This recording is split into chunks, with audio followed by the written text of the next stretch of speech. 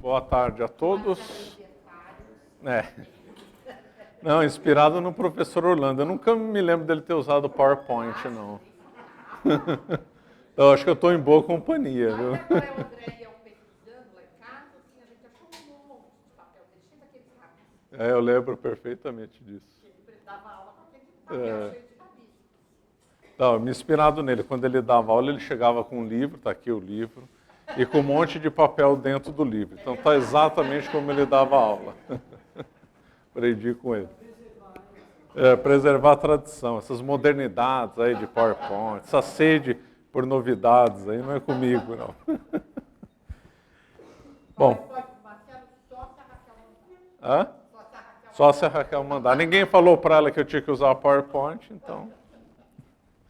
Bom, então vamos lá. Vou contar um pouco do professor Orlando, né? Pouca coisa, né? O André Mello já falou o que tinha que ser falado, que é exatamente aquilo que ele falou, né? Eu conheci o professor Orlando em 1993, em maio de 1993, faz 30 anos, né? Foi lá na PUC, aqui em São Paulo, Pontifícia Universidade Comunista, e aí um colega, né, convidou ele e de repente eu vejo entrando na sala um professor baixinho com uma boina. E depois eu descobri que era perigoso, além de professor baixinho, também era perigoso também. E ali a primeira conversa foi relativamente rápida e foi mais um bate-papo. Aí ele já marcou, porque ele não era de perder tempo, ele não perdia viagem, né? Ele já tinha marcado então para semana que vem uma aula sobre o nome da rosa, sobre os labirintos de eco. Nossa, uma aula fascinante. E ali depois assisti então, nossa, nem sei quantas aulas assisti do professor Orlando, tanto na Monfort como na casa dele, né? 15 dias antes dele falecer, eu assisti a última aula na casa dele. Estava um amigo e eu. Aliás, esse meu amigo, que era mais velho que eu, faleceu também. É o Ivan. Faleceu. Ele com problemas respiratórios, ele tinha asma. Morreu no começo do ano passado. Não, Veneza não. Ele gostava muito do professor. Eu fui com ele em 2010, final de maio de 2010, nós estivemos lá, e o professor Orlando deu uma aula sobre a guarda suíça que servia ao Luís XVI, né? O Ivan teve interesse em assistir algumas aulas de Revolução Francesa, então acompanhei ele, né?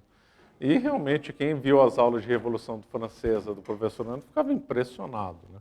Eu acho que naquela ocasião eu até brinquei com ele, professor, como é que o senhor sabe tanto detalhe? O senhor estava lá, o senhor acompanhou, conversou com essas pessoas, sabia o nome do tenente da Guarda Suíça, imagina só, cada detalhe, né?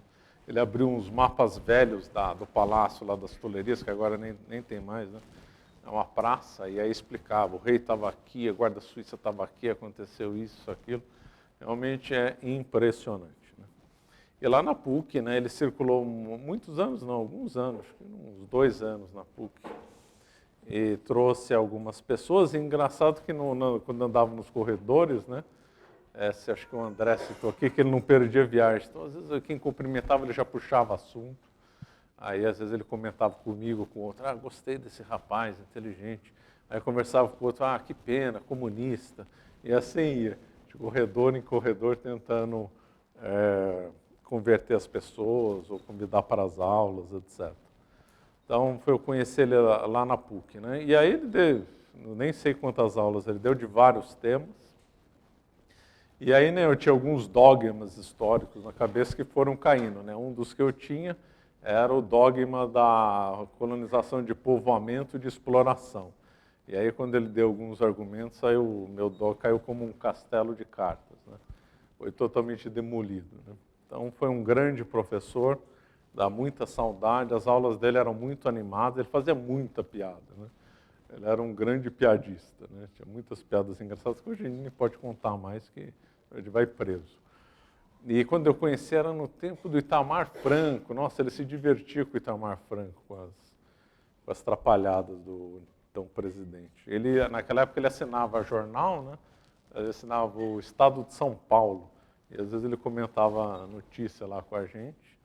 e a gente se divertia, criticava a democracia e tal. Era muito bom, bons tempos. E entre essas aulas que eu assisti com ele foi a aula da gnose, né, do esquema das 3 revoluções, que todo mundo que é aluno antigo dele assistiu. Isso era ele já marcava para os alunos já assistirem essa aula, né? Eu me lembro como se fosse hoje, quando terminou a aula da gnose, depois das 3 revoluções, tinha um colega lá, ele falou assim: professor, o senhor achou a chave da história, com isso aqui dá para entender tudo. E é verdade, né? Tudo não, que é um modo de falar. Mas a gnose, né, realmente é a chave para entender, se não toda a história, boa parte da história. E eu me lembro dele falando: gnose é a única religião que não é da Igreja Católica, esse é o grande duelo da história, gnose de um lado, igreja do outro, né? E de fato, o esquema da gnose se aplica a várias correntes de pensamento ao longo dos tempos, né? E a gente só interpreta determinadas figuras ou movimentos de posse de conhecer a gnose. Depois da gnose, ele também nos ensinou a cabala também. E a cabala, a meu ver, é das gnoses a mais importante, a mais nefasta, que mais influenciou o pensamento, né? Então, só para dar um exemplo, eu tinha estudado Hegel na faculdade, que era obrigação, né? Faculdade de Direito, tem que estudar Hegel. E eu achava o Hegel um autor muito confuso, muito difícil, autor indecifrável, chato, que você só usava aquele coisa de tese, síntese e tese, antítese e síntese, que na realidade isso não é bem dele, não é dele, não foi ele que criou. Ele na realidade era adepto de uma outra dialética que eu fui aprender muito tempo depois. Mas aí só depois, quando eu estudei a gnose, a cabala, e comprei livros que interpretaram o Hegel dessa maneira, que eu pude entender o pensamento dele. E assim com todos, Lutero, Renascimento, Revolução Francesa, marxismo, qualquer um, Escola de Frankfurt, etc., que se aplica esse esquema da gnose ou da cabala, ou mistura dos dois, realmente as coisas ficam extremamente claras, né? Então, o objetivo dessa aula é pegar aqui alguns pontos práticos do sistema da gnose e da cabala e mostrar como eles realmente são práticos para o entendimento de vários momentos históricos e também para o mundo de hoje, né? Então, e o professor gostava muito da figura do rio Cárcico, né? Que ele falava o rio Cárcico da Iugoslávia. No tempo dele tinha Iugoslávia, né? A Iugoslávia desapareceu, surgiram 6 nações. Esse rio Cárcico hoje fica na Eslovênia. Eu tive a oportunidade de ir na Eslovênia e visitar a região do rio Cárcico, que é uma região, aliás, fascinante. Lembrei muito do professor Orlando lá. E, de fato, o rio, ele aparece, ele se esconde, depois ele aparece, ele se esconde. E o professor Orlando gostava muito dessa figura do rio Cárcico. Não é só lá que tem esse rio. Hã? E ele gostava muito dessa figura, mas esse rio Cárcico não tem só lá, tem aqui no Brasil também. Eu já estive em cavernas com rios subterrâneos que depois afloravam, né? Aqui no sul de São Paulo tem na região do Petar. Caverna é uma coisa muito interessante. Tem uma simbologia toda negativa, como a professora Laura falou, mas também tem uma simbologia muito interessante e positiva, que eu não vou adentrar. E, então, esse rio Cárcico, lá na região então, hoje, Eslovênia, tem essa característica, né? Ele aflora, ele sobe, ele aflora, ele sobe. E o professor Orlando dizia que a gnose era assim, então, ora ela fluía, ora ela sumia, ora ela fluía, ora ela sumia. E quando a gente vê aqueles esquemas antigos da gnose, desaparecem, depois surge uma nova heresia, um novo pensamento muito parecido com aquele anterior, só que com uma ênfase diferente, uma terminologia diferente, um enfoque diferente, depois isso aí desaparece de novo, surge outro, também da mesma linha, com uma certa diferente. Nunca a gnose é igual, né? Ela sempre sofre alguma deformação, alguma alteração, ou se ressaltam assim, algum aspecto. No livro dele, ele comenta 15 afloramentos do rio Cárcico. Só vou citar aqui alguns. Então, ele fala da religião egípcia, da Grécia, as seitas gnósticas do cristianismo, heresias do final da Idade Média, século XIV, século XVII com Jacob Böhme, que era uma figura que o professor Orlando estudou muito, e assim vai, né? Não vou citar todos aqui. Então vamos agora então entender um pouco sobre a gnose, que é um assunto muito vasto, não dá para esgotar nisso numa aula, óbvio. Então, gnose significa conhecimento, como o próprio professor Orlando gostava de dizer, o conhecimento do incognoscível, porque é uma contradição inteira, né? Conhecer o que não pode ser conhecido. E a gnose, ela pode ser entendida como gênero, né? Próprio aqui no começo do livro do professor Orlando, quem não leu esse livro, vale a pena ler, Antropoteísmo, né? Religião do Homem. E então, ele comentava que vários autores discutiam se havia uma gnose ou várias gnoses. Então, o que a gente pode interpretar a gnose é que gnose é gênero, e aí nós temos, então, várias espécies de gnose. Teve gnose do Egito, gnose da Grécia, a gnose a Cabala, que, ao meu ver, é a mais poderosa de todas, a gnose do Hegel, a gnose do Jacob Böhme, assim vai, do Isaac Luria, que é cabalista, etc. Então, várias gnoses ao longo da história, mas, na realidade, ela tem um esquema mais ou menos único. E quando surgiu a gnose, também ninguém sabe. Os livros de divulgação dão que elas surgiram no começo do cristianismo com as seitas gnósticas que afloraram logo após a morte de Cristo. Só que essa aí não é verdade, já tinha gnose no Egito Antigo e já tinha gnose, numa gnose nascente no tempo do Segundo Templo, conforme o Gerson Scholem comenta, ou seja, a Cabala teria começou a nascer na época do Segundo Templo, lá no século, então, portanto, século XVI, século VI a.C. Então, muito tempo antes das primeiras seitas pós-morte de Cristo, né? Então, é uma coisa que é muito antiga e ninguém sabe como surgiu, né? E como é que é o esquema, então, da gnose, né?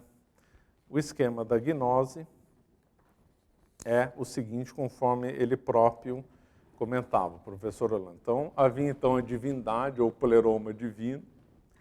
Então, por alguma razão, isso aí gerou uma instabilidade nessa divindade. Essa divindade começou a se fragmentar em duos, ao mesmo tempo, positivos e negativos. Tem N variações para isso, né? Positivos e negativos, todos iguais, e aí, de repente, apareceu nessa fragmentação um desses fragmentos positivos e negativos que era diferente dos outros, que violou o princípio igualitário dessa fragmentação da divindade original. E essa primeira fragmentação desigual era o demiurgo. E esse demiurgo é que foi criador do mundo. E esse mundo é criado pelo demiurgo, que é o deus mau, que é o deus das leis, das regras, dos dogmas, da matéria, da moral, do tempo também.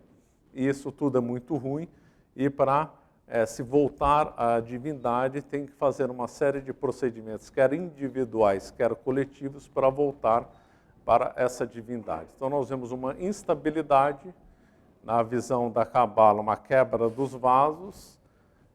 No esquema do Isaac Luria, a divindade sofreu uma contração e expansão chamada Zin e Zum, e numa contração deixou a divindade fragmentada e aprisionada na matéria. Cascas de matéria, segundo a Cabala, chamadas de clipotes.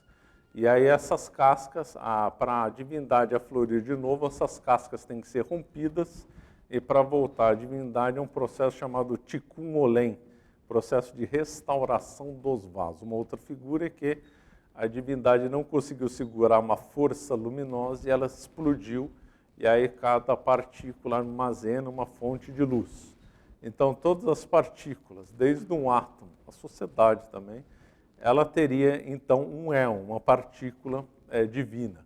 E todo o processo da divindade é um processo que o ser humano deveria fazer também, e a coletividade também deveria fazer também, porque tudo é junto. O homem, a sociedade e Deus são um só, na realidade. Na Cabala, o homem cabalista é chamado de Adam Kadmon. Então, o que a divindade sofre, o Adam Kadmon também sofre. E esse processo da Cabala, da gnose, é um processo dinâmico, né? Não é uma coisa estática. A gnose ela é dinâmica. E esse processo da divindade que se fragmenta, que decai, que gera o demiurgo, que gera o aprisionamento na matéria, esse processo ao mesmo tempo é ruim e ao mesmo tempo foi necessário, porque foi um processo que nasceu da divindade. E o ser aqui, o estar nesse mundo, estar no tempo, é uma linguagem muito usada por gnóstico, é Deus sendo. Então, Deus sendo é uma linguagem que é muito usada. Então, Deus acaba, de modo misterioso e dialético, atuando no espaço e no tempo. Então, a volta para a divindade, essa divindade original, vai acontecer quer nós gostamos, quer não. Então, a gente pode trabalhar para atrasar ou para adiantar, mas vai ter que vir, né? Pode a gente chegar antes, a gente chegar atrasado, né? A gente pegar a segunda época e aí pega exame na escola, mas vai, uma hora chega. Uns vão chegar de primeira classe, outro de econômico, mas chega. É uma questão só de velocidade e só se ela vai se operar de modo individual ou de modo coletivo. Individual é mais ligado às seitas orientais que tem a iluminação individual. Aqui no Ocidente tem também isso, mas é mais coletivo, né? Aí quem nunca ouviu isso, ia falar assim, mas isso aqui parece ser coisa de doido, né? Porque isso aqui é uma coisa completamente irracional. Mas se a gente for ver, esse sistema é aplicado pelos grandes pensadores da história, como Hegel, Kant, e o marxismo, uma exteriorização disso, o Darwin pegou uma parte disso. Então, uma outra leitura que pega, então, o termo da parte, essa divindade, então, ela vai se aprisionando na matéria e essa matéria vai evoluindo de volta à divindade. E uma dessas formas é o mineral vira vegetal, que vira animal, que vira homem, que vai virar depois o super-homem. Então, o esquema do Darwin, que é a transmutação das espécies, é uma meia gnose, vamos dizer assim. Ou ele não aprendeu o sistema completo, ou resolveu só ressaltar uma parte, né? Então, é um sistema dinâmico, um sistema na qual a divindade atua, e é um sistema que essas partículas, desde o átomo até nós, temos um princípio oposto dentro de nós. Ao mesmo tempo, nós somos positivo e negativo, bem e mal. Na linguagem do Hegel, o ser é indeterminado, o não ser também é indeterminado. Logo, não ser e ser são iguais. Então, existe uma indeterminação, eles violam todo o princípio da filosofia, o princípio da não contradição, o terceiro excludente, da analogia. Tudo isso é negado. Todos nós aqui temos um princípio oposto dentro de nós que gera uma tensão interna. Então, isso é usado na psicologia, consciência e inconsciência. O Freud teve influência da Cabala. Ele tem um livro, para quem se interessa no tempo, escrito por David Bacon, que relaciona a Cabala com o pensamento do Freud, né? E depois o Freud frequentou Bedinai Brit, que era uma sociedade judaica, né? Então, tudo tem esses princípios aí opostos, né? É sempre uma tensão. A gnose odeia o meio termo, né? Então, sempre é um coletivismo extremo, um individualismo extremo, nunca pode ter meio termo. Por isso que eles odeiam a sociedade feudal, porque a sociedade feudal é uma estrutura harmônica que não é extremada nem no indivíduo, nem no coletivo. E para a gnose não pode ser assim. Então, um dos primeiros princípios da gnose é que o ser é contraditório. Ele é, ao mesmo tempo, ser e não ser. E o Papa Bento XVI comentou sobre isso, né? Não usou o termo gnose, mas ele comentou, em 2008, umas coisas que vale a pena comentar, né? Então, ele diz o seguinte: na história do pensamento, prescindindo da fé cristã, existe um modelo principal de explicação com diversas variações. Esse modelo diz: o próprio ser é contraditório, tem entre si quer o bem, quer o mal. Na antiguidade, essa ideia incluía a opinião que existiam dois princípios igualmente originários, um princípio bom e um princípio mau. Esse dualismo seria insuperável, os dois princípios estão no mesmo nível e por isso haverá sempre, desde a origem do ser, essa contradição. Contradição do nosso ser, portanto, refletiria apenas, por assim dizer, a contrariedade dos dois princípios divinos. Está aqui o Papa falando exatamente o pensamento gnóstico. E se o homem tem esse princípio mal e princípio bem, então o pecado original não existe, né? Não existe pecado, porque o mal é um fruto do desdobramento da divindade, né? Então aqui nós já vemos que com esse comecinho aqui de estudo da gnose, já vemos que ela defende uma imoralidade completa, porque se o mal é fruto da divindade, então o mal é só uma ficção, e depois ninguém pode ser punido por isso. Então esse é o primeiro ponto. Segundo ponto claro da gnose, que normalmente se associa erradamente ao tempo do idealismo alemão, que é a figura da tese, antítese e síntese. Então todo o processo histórico seria então um processo dialético, já que tem a tensão entre os opostos, essa tensão vai chegar a algum momento ou de ruptura ou de evolução, que vai gerar assim uma nova síntese. Essa síntese vira tese, que vai gerar uma antítese, que vai gerar uma nova síntese. E assim o processo fica até ao fim da história, quando tudo voltar para a divindade, esse processo é encerrado. Muito associado isso ao nascimento ao idealismo alemão. Não, isso é já da gnose antiga. Quando se vê a Cabala interpretando o Antigo Testamento, também tem uma tensão dialética. A Torá oral não existe, é uma invenção da interpretação esotérica da Sagrada Escritura, né, da Torá escrita. A Torá escrita é os 5 primeiros livros, né, o nosso Pentateuco. Então, para os esotéricos, né, os cabalistas, Moisés ele teve a lei revelada por Deus, porém teve a verdadeira lei subterraneamente ensinada, que é a lei da Torá oral. E a lei da Torá oral e a lei da Torá escrita, elas têm uma tensão dialética. Então já tinha uma visão dialética já 2000 anos antes do idealismo alemão. Então, assim, só para dar um exemplo, na Torá escrita, Saul se revela como um mau rei, né, no final. Era uma pessoa que terminou a vida com vício, que perseguiu o rei Davi, etc. Para a Torá oral, não. Saul foi um grande rei, uma grande figura. Então, existe sempre a tensão. O que uma fala, outra nega, e assim vai. Sempre é interpretado assim as coisas, né?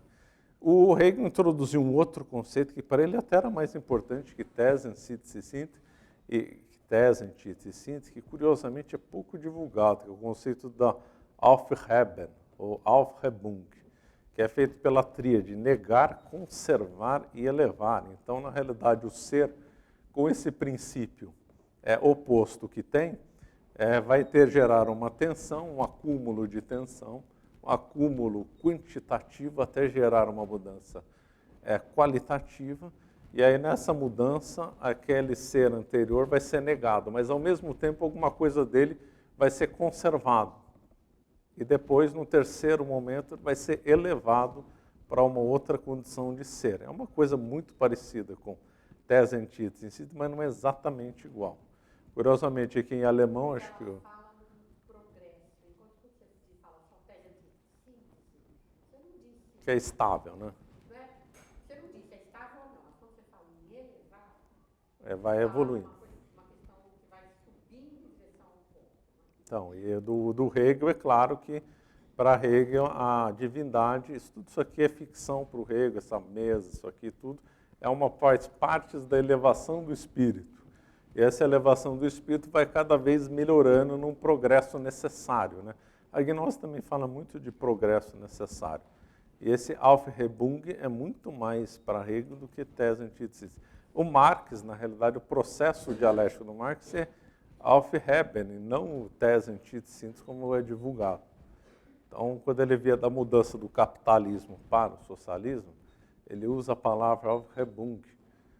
O capitalismo, então, tem um princípio oposto a ele, que vai gerar uma tensão, que aí, então, vai se transformar um socialismo, o capitalismo é negado, mas, ao mesmo tempo, alguma coisa do capitalismo ficou e a coisa foi elevada. Então, esse Aufheben é bem interessante. Terceiro ponto. O homem, para a gnose, na realidade, não é que é errado, é impreciso dizer que a alma é divina. Não é. O homem tem corpo, alma e espírito. O espírito que é o divino, não a alma nossa que é divina. Então, nós temos corpo, alma, só que tem um terceiro elemento, o espírito. Esse espírito que é divino. E esse espírito que é divino está escondido no âmago do nosso ser.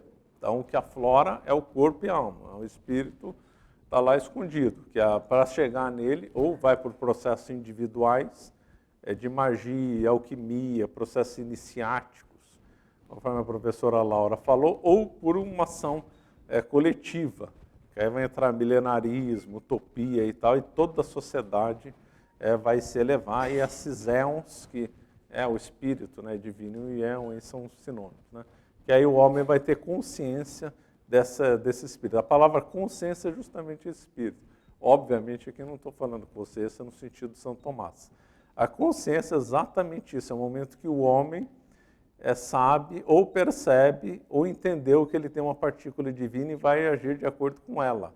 Então, a consciência lá, que Lutero comentava, que depois o Rousseau comentava, que o Hegel comentava, que o Marx comentava, que hoje se comenta de consciência, na origem é quando a pessoa percebe, entende e vai agir de acordo com o espírito divino que está dentro dela. E algumas sinagogas mais místicas do mundo judaico, quando o rapaz faz o bar mitzvah, que é a iniciação para a idade adulta, é o momento que ele entra em contato com o espírito divino, né? Então, é isso. E na estrutura do mundo, né? Então esse mundo é do mal, porém ela não tem assim uma estrutura assim, aqui está o universo, o planeta Terra, é um pouco mais sofisticada, assim, mais difícil a visão da gnose, principalmente a gnose grega, né? Mas isso aí tem N implicações até hoje, que o povo continua sustentando isso, que é a tese das esferas. Então, não é que tem o planeta aqui, Terra, girando em volta do Sol, todo um universo gigantesco. Não, tem esferas. Na gnose original são 7 esferas, dominado por 7 arcontes. Então, o universo ele tem esferas. Esses arcontes foram criados pelo Demiurgo. Então, são serviçais do deus do mal e que orientam todo o movimento celestial. Só que acontece que essas esferas é da mesma natureza que a nossa alma, não que o nosso espírito, mas sim que a nossa alma. Então, conhecendo os astros, dá para conhecer a nossa alma. Daí nasceu a astrologia. Então, a astrologia é um mecanismo mágico na qual a pessoa vai ter contato com as esferas e ela vai conhecer a própria alma dela, predizer o futuro, saber se ela é melhor acordar tarde, se ela é melhor comprar pão no período da manhã, da tarde, aquelas coisas de astrologia ridícula que a gente vê em jornal, tudo com base nos astros.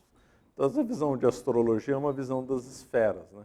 De vez em quando a gente sempre vê por aí, não, porque tem mais de uma esfera, esfera, transesfera, tudo isso é de origem aí gnóstica, né?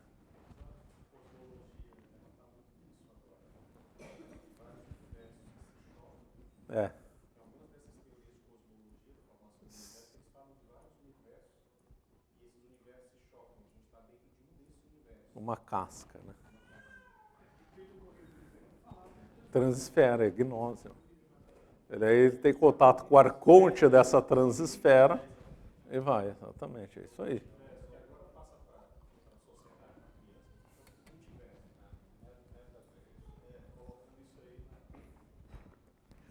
A terra plana vem disso, né? Mesmo o conceito de terra fixa aí também é meio complicado, né?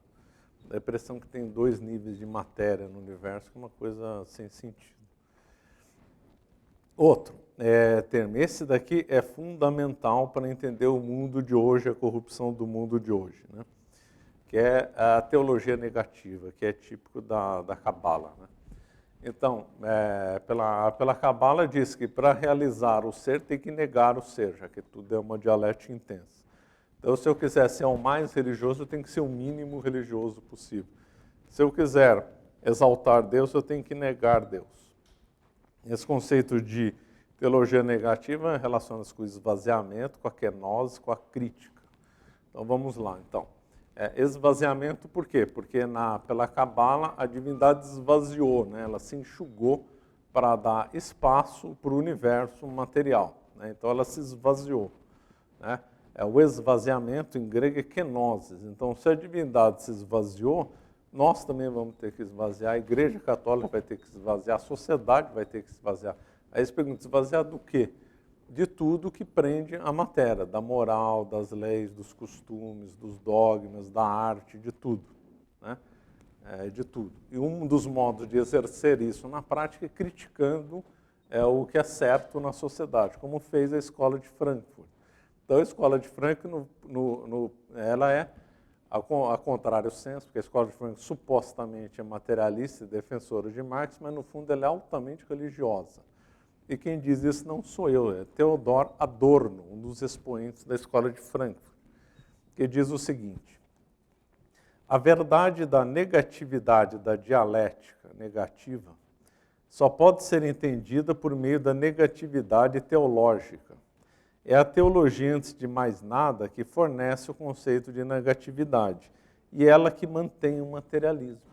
Então, o que Adorno disse? Que o materialismo é uma criação da teologia negativa. Então, aí nós vamos abrir um parênteses, mas não tem o panteísmo também? Então, o professor Orlando gostava sempre de dizer da tal língua bífida, tem a gnose, tem o panteísmo. Dizendo que a matéria é toda ruim e tal, que existe uma divindade oculta. E outro é o panteísmo, que diviniza a matéria, que só tem esse mundo é bom, que não vai ter nada do mundo do além. Ele dava o exemplo do slide, né? Então, todo mundo vê esse exemplo do professor Orlando do slide.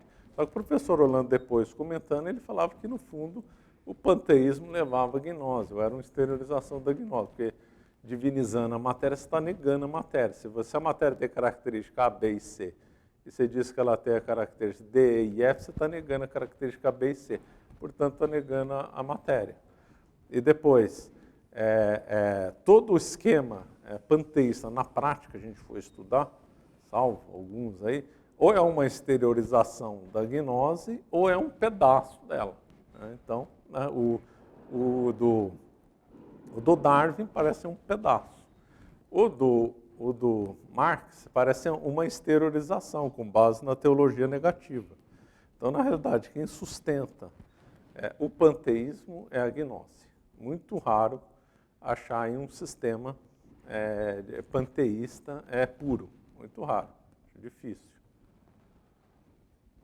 Então, a Escola de Frankfurt, então, defende isso, que o materialismo é fruto da teologia negativa. Por isso que eles criticavam a sociedade, criticavam tudo que é um modo de esvaziar ela. Né? Isso daí também chegou no Concílio Vaticano II, né? A igreja se esvaziando dos dogmas, da condenação, etc. E aí depois esse quinto passo vai se relacionar muito com isso, e é uma coisa que é bem interessante, né? Que é o imanentismo histórico. Porque a divindade, que está aprisionado na matéria, numa clipote, ou na matéria, ou mesmo na sociedade, que está aprisionado e tem que voltar lá para a divindade, essa divindade não se encarnou só no espaço, ela se encarnou no tempo também. O Deus sendo não é Deus no espaço, é Deus no tempo também. Então, se é Deus no tempo, ele tem que se manifestar no tempo. Então, vai ter que ter idades necessárias no tempo, que vão acontecer. Quer a gente queira, quer não. Isso é chamado de imanentismo histórico. Quem que foi o grande teórico disso? Foi Joaquim de Fiore.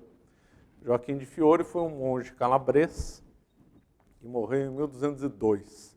A região da Calábria, lá que é do sul da Itália, aquela região lá do sul da Itália tinha uma história muito diferente do centro-norte. Era uma região que teve domínio de muçulmanos durante muito tempo, teve influência viking, e mesmo quando surgiu a Universidade de Salerno, lá se tolerava que judeus e muçulmanos ensinassem na Universidade de Salerno. Então lá teve um fluxo muito intenso de ideias esotéricas vindo do Oriente, principalmente ideias judaicas, mas também teve o sufismo lá. E o Joaquim de Fiore, o sufismo é a gnose no islamismo. Né? Teve um autor que também sustenta que a gnose ela é um parasita, ela adere a uma outra doutrina. Né? E então, o Joaquim de Fiore foi influenciado pelos judeus, porque essa visão de imanentismo histórico, que a divindade se encara na história, no tempo, no fundo, é de origem judaica. E o que o Joaquim de Fiore ensinava? Ele ensinava que, então, no passado teve a idade do Pai, Antigo Testamento. Depois teve a idade de Cristo, Novo Testamento. Ora, vai ter que ter a idade do Espírito Santo. Vai ter que ter o Terceiro Testamento. Claro. 1, 2, 3, vai ter que ter. Então, isso aí foi muito popular, isso aí muita gente seguiu ele no tempo e muito tempo depois. Daqui a pouco nós vamos seguir essa visão do Joaquim de Fiore. Então, diz que então a divindade se manifestou no Antigo Testamento de uma forma, se manifestou no Novo Testamento de uma forma, vai ter que se manifestar depois. E como é que seria o tempo? Assim como o tempo do Antigo Testamento foi o tempo da lei, da dureza e tal, o tempo de Cristo, o tempo da graça, então o tempo do Espírito Santo vai ser a igreja do amor, a igreja joanina. Teve a igreja petrina, teve a sinagoga, teve a igreja petrina de Pedro, vai ter que ter a igreja de São João. O que é a igreja de São João? Porque São João é o apóstolo da caridade, aquele que Deus, que de Cristo mais gostava, está associado ao amor. Então, segundo Joaquim de Fiore, nessa nova terceira etapa, todo mundo ia ser igual, não ia ter mais lei, não ia ter mais dogma, ia ser todo mundo feliz, aluno não ia mais precisar estudar para a prova, ninguém ia ter mais dor de cotovelo, ia ser tudo lindo e maravilhoso, ou seja, um milenarismo. Né? As ruas de porcelana, ia nevar no Rio de Janeiro para ficar mais bonito, né? Não ia ser tão quente. Então, essa é a visão do Joaquim de Fiore. Essa visão do Joaquim de Fiore foi extremamente popular. Né? E depois, Joaquim de Fiore dizia, tem uma mensagem escondida na Sagrada Escritura, e essa mensagem escondida, que é a Igreja do Amor, vai ser revelada no tempo do Espírito Santo. Isso aqui é muito parecido com o Concílio Vaticano II. Né?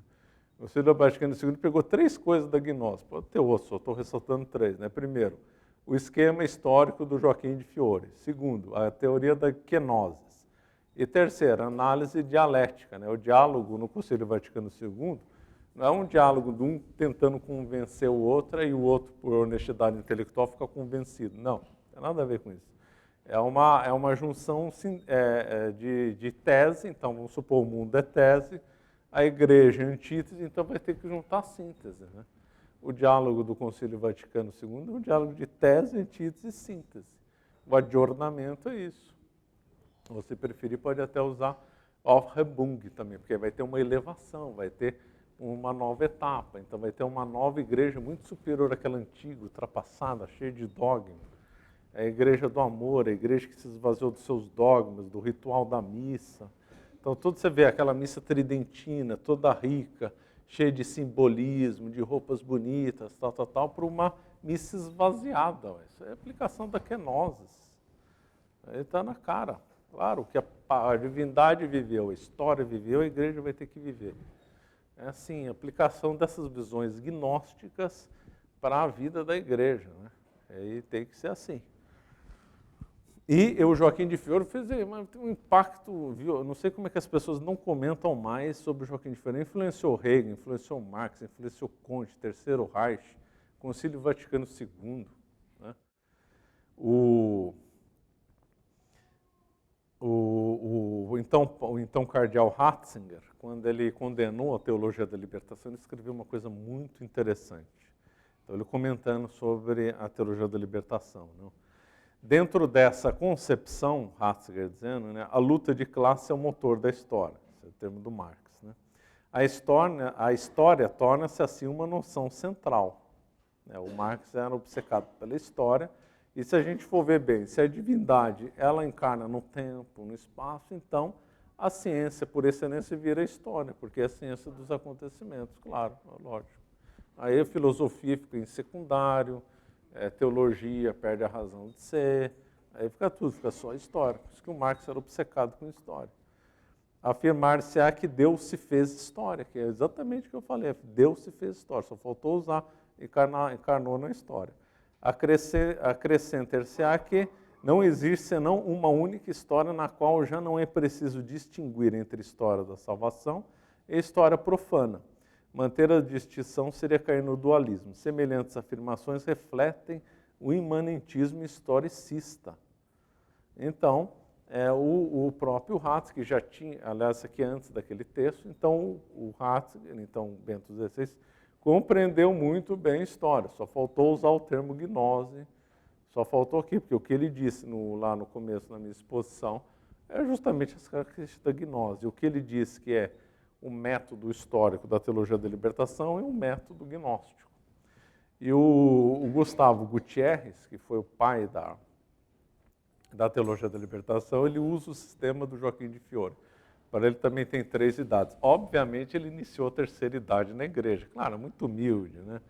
Ele adotou, então, o criticismo, que na realidade é o esvaziamento, a kenosis, para colocar abaixo os dogmas da igreja, a igreja antiga, e propõe uma nova igreja, que ele iniciou, claro. É sempre assim, esse povo é muito humilde, né? Então, outra coisa do método do Gustavo Gutierrez também é o método dialético, né? Método Engels. Acumulações quantitativas era uma mudança qualitativa, por sua vez é baseado em Hegel, por sua vez é baseado na gnose, né?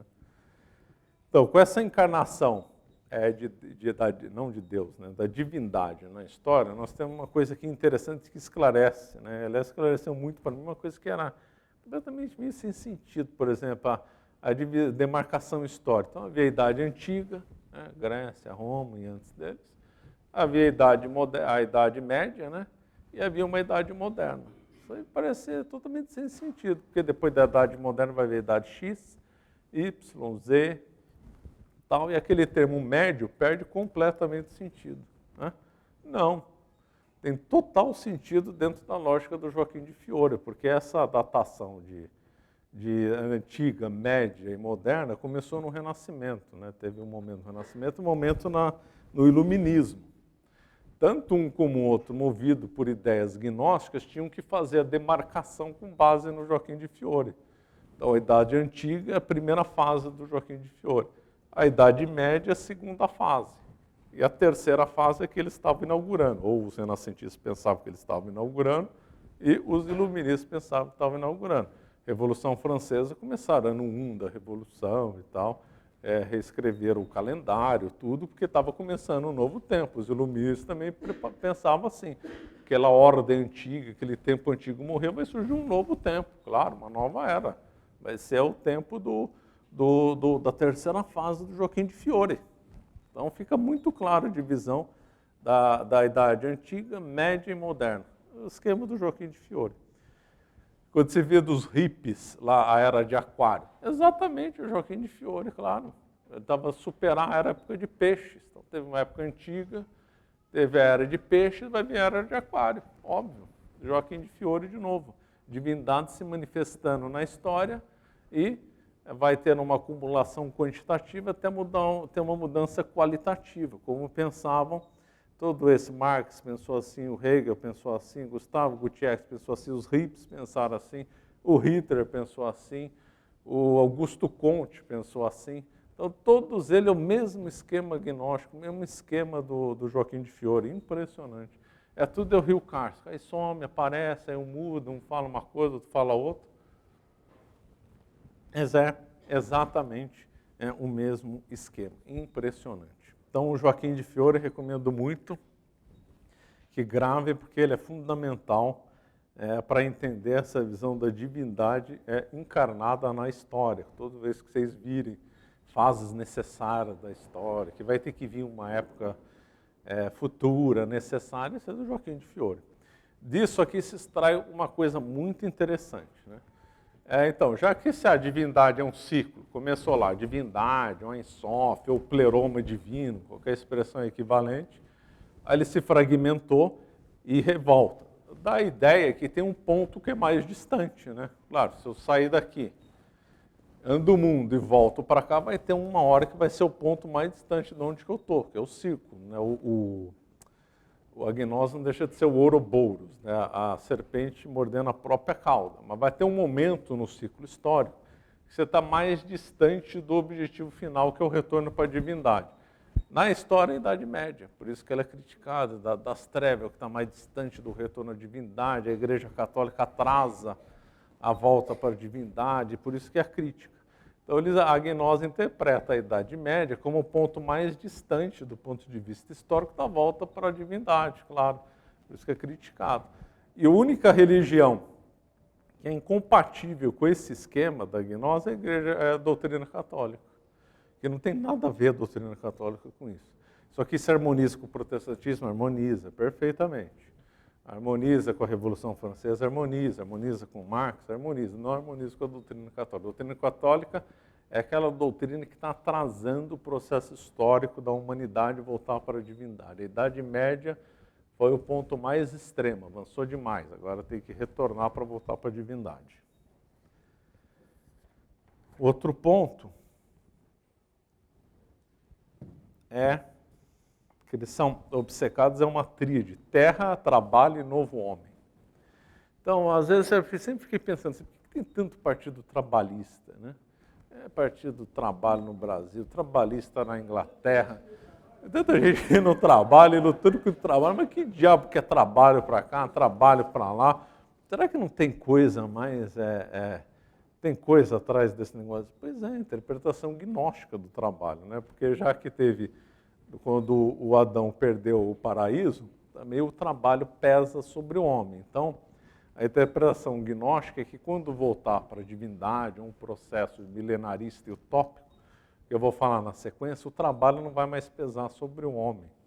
Então, na realidade, o Partido Trabalhista é um partido de liberação da humanidade de volta para a divindade. É isso que é.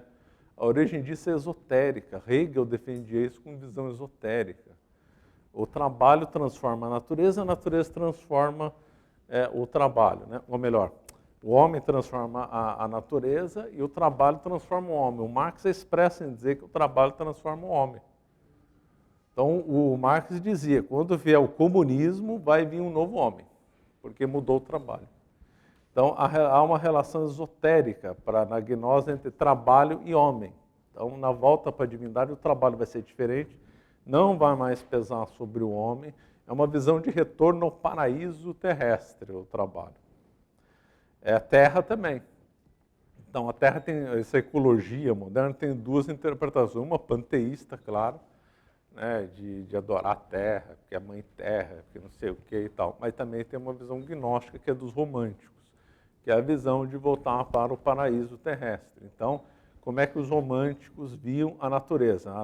A selva amazônica não tinha bicho, não tinha cobra, não tinha escorpião, não tinha pernilongo, não tinha carrapato. Adoraria morar numa selva assim. Quem já andou no mato sabe, você machuca o braço com galho, tem que ficar preocupado com cobra, vai vir pernilongo na cabeça, é um desastre morar na selva, é um inferno. Não, os românticos idealizavam a selva.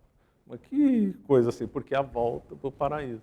Então, esse endeusamento do planeta tem dois sentidos. Tem um panteísta, mas também tem um gnóstico também. E o do novo homem é clássico. O Hitler queria um novo homem, o Marx defendia um novo homem. Até o Che Guevara falou em novo homem. Né?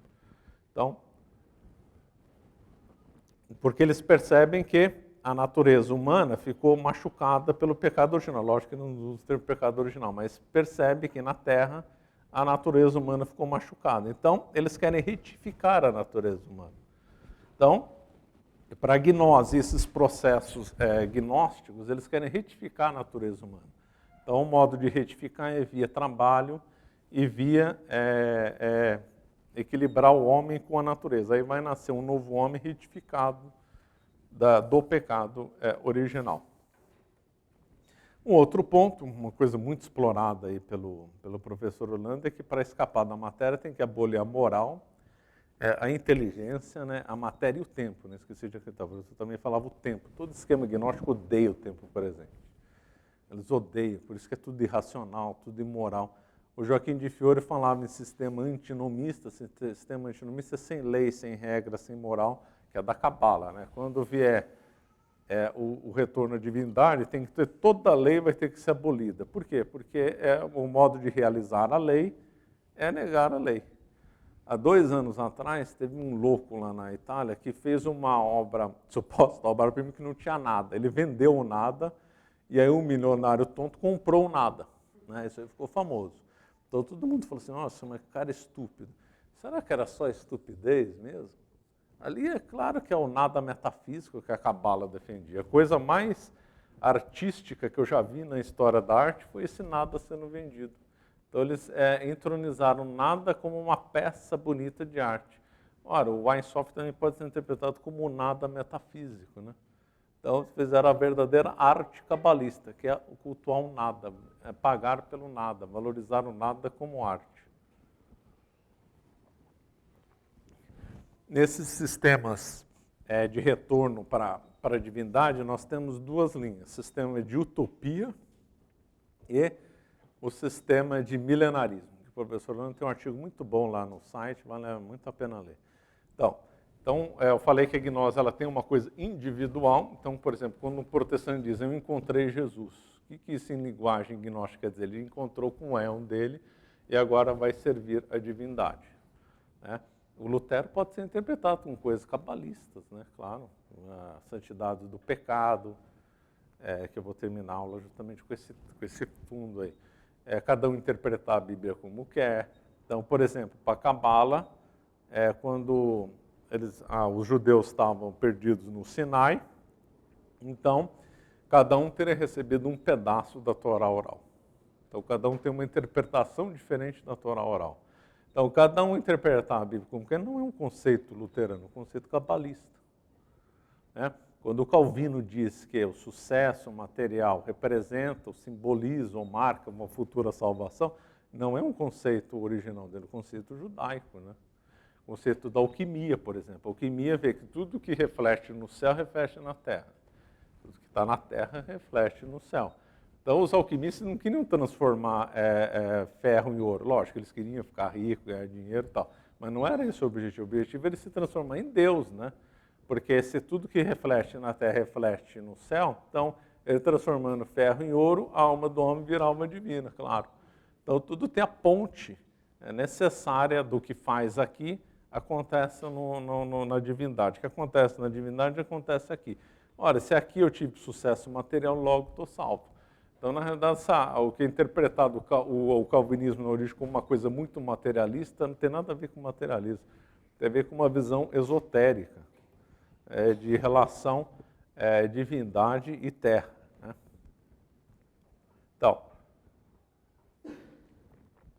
Então, nós temos dois veios, que é conduzir a humanidade via utopia.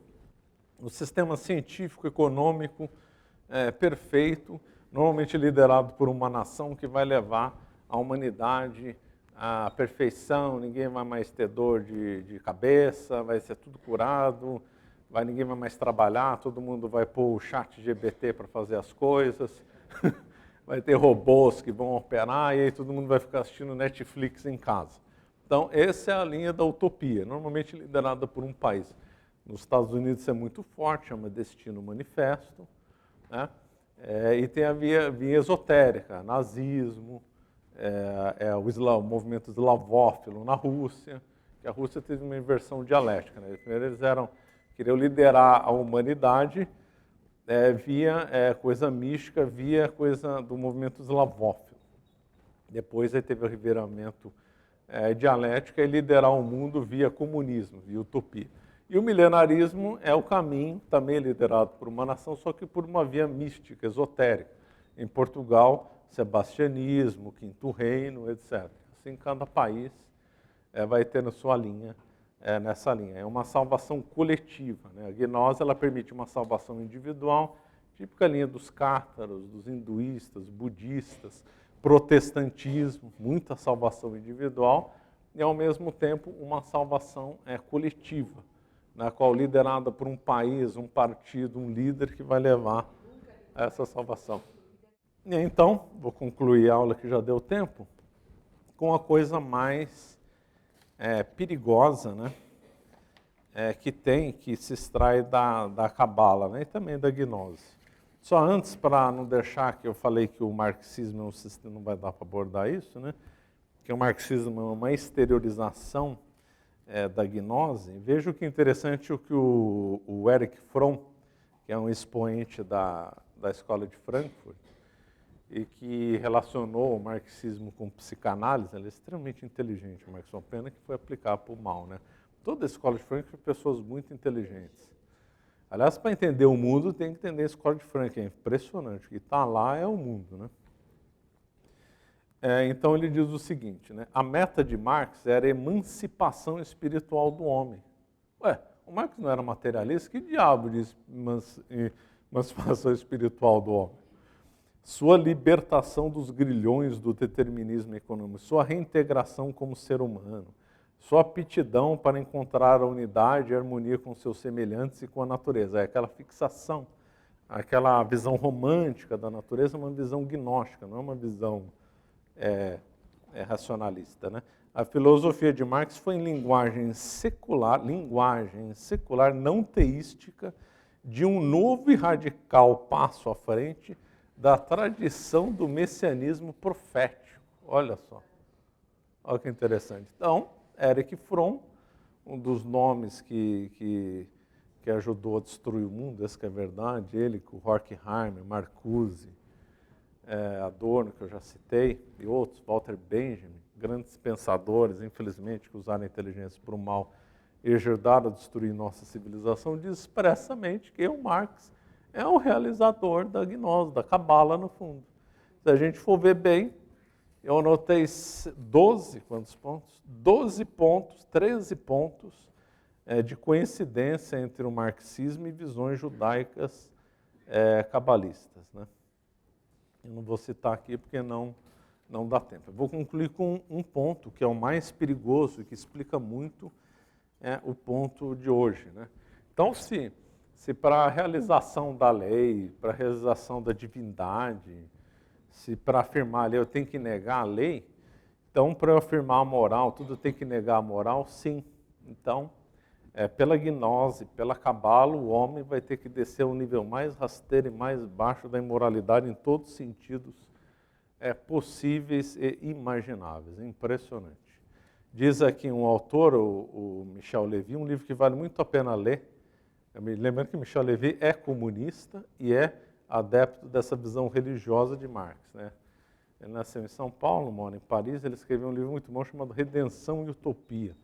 Essa citação aqui rápida está no livro dele, página 22. Para a mística judaica, o Messias só viria numa era de corrupção e culpabilidade total. Olha. Então, segundo a Cabala, então, quando houve esse esvaziamento da divindade, a sociedade vai ter que estar esvaziada de tudo, da moral, dos bons costumes, de tudo. Vai ter que entregar o crime, a imoralidade e tal. A escola de Frankfurt defendia não culpar os bandidos. Então é para a criminalidade disparar no mundo inteiro. Por quê? Porque eles defendem que essa é uma visão messiânica. Então, quando tiver tudo no mais fundo do poço, na mais imoralidade a mais possível, é que vai vir a divindade. Porque a hora que tudo é negado é que ele vai se manifestar. E também está no Midrash Elohim, também num outro livro judaico, né? que está numa pergunta, pergunta para o Messias, quando você virá? Aí o Messias diz, né, para a humanidade, quando vocês descerem no nível mais baixo. Então é assim. Então, a gnose, principalmente a cabala, elas explicam o mundo. Desde quando teve a decadência do pensamento com São Tomás de Aquino até hoje, todos os movimentos, revoluções, Revolução Francesa, Revolução Russa, protestantismo, podem ser explicados pela gnose e pela cabala, ou uma combinação dos dois, ou variações disso daqui com enfoque no daquilo. Só uma coisa curiosa da história, que o Zohar, que é o principal livro da cabala, foi escrito na mesma época da Suma Teológica. Olha que interessante. Nunca os dois livros mais opostos da história foram escritos mais ou menos na mesma época. Os dois livros que, né, a Suma Teológica é o livro da doutrina católica, né, o principal, e outro, o Zohar, é o principal livro da gnose judaica. Os dois disputam, né, na história, nessa luta entre o bem e o mal. Bom, então, espero que eu tenha me deixado claro, tinha muita mais coisa para falar, mas a gnose é um assunto muito extenso. Então eu procurei dar mais um esquema. O professor Orlando adorava dar esquema, né? Quando ele começava uma aula, sempre tinha um esquema, alguma coisa. Isso eu aproveitei. Ajuda demais para lembrar. Isso eu gravei muito e eu não consigo viver sem esquema. Então, fico por aqui. Então, obrigado.